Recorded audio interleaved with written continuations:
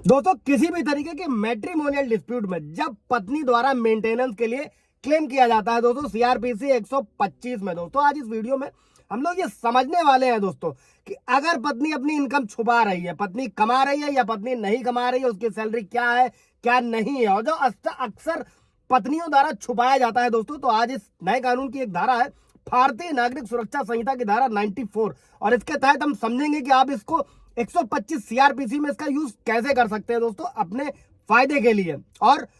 पत्नी की सच्चाई को सामने लाने के लिए। दोस्तों जय हिंद, नमस्कार, मैं एडवोकेट आशीष मिश्रा। लाइक कर दीजिएगा, शेयर कर दीजिएगा, सब्सक्राइब कर दीजिएगा ताकि इन्फॉर्मेशन और लोगों को मिल सके।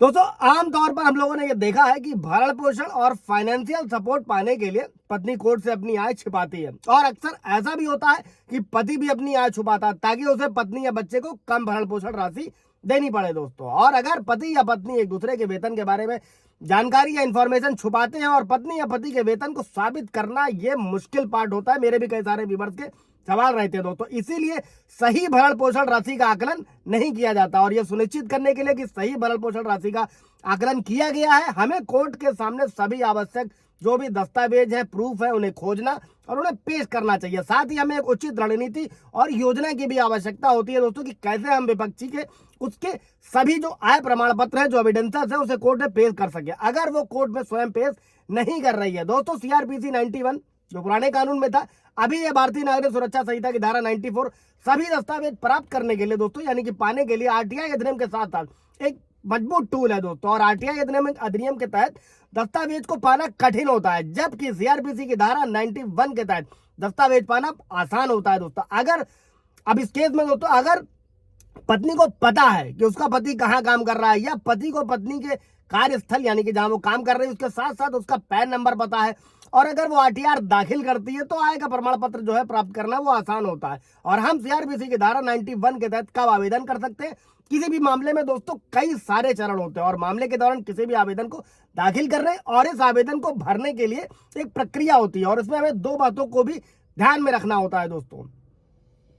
और किसी भी तरीके का अंतरिम भरण पोषण देने के बाद इस आवेदन को दायर करने का कोई लाभ नहीं है दोस्तों। अभी दूसरा स्टेप क्या है? एविडेंसेस के चरण से पहले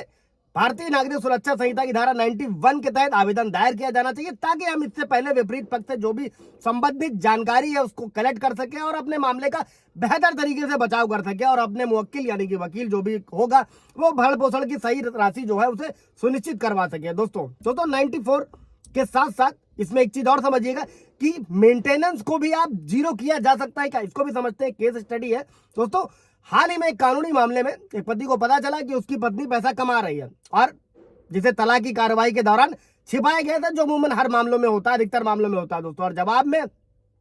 पति ने सीआरपीसी की धारा 91 का उपयोग किया और अदालत से आवश्यक दस्तावेज मांगे, और पति के रिक्वेस्ट करने के बाद में, जानने के बाद में जो न्यायाधीश थे उन्होंने पत्नी को अपनी आय के बारे में सबूत पेश करने का आदेश दिया। चौंक कर पत्नी ने उसने अपनी कमाई छुपाने की बात कबूल कर ली, और परिणाम स्वरूप क्या हुआ कि कोर्ट ने भरण पोषण के लिए उसके अनुरोध को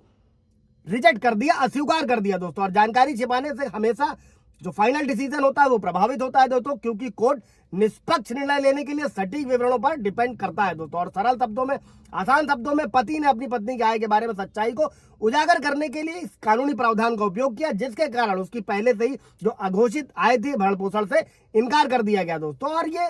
ईमानदारी और पारदर्शिता कानूनी कार्रवाई में जरूरी होती है दोस्तों, लेकिन उसके लिए धाराओं को समझना जरूरी है कि आप अपने किस मामले में कहां पर कौन सी धारा का यूज कर सकते हो। और आय दस्तावेजों के अलावा जो अन्य दस्तावेज होते हैं, सुलह है, बयान है या शिकायत है, वो भी 91 सीआरपीसी की मदद से प्राप्त की जा सकती है दोस्तों। और यदि पत्नी इसका खुलासा नहीं कर रही है, अगर आप लोगों का भी कोई सवाल जवाब होगा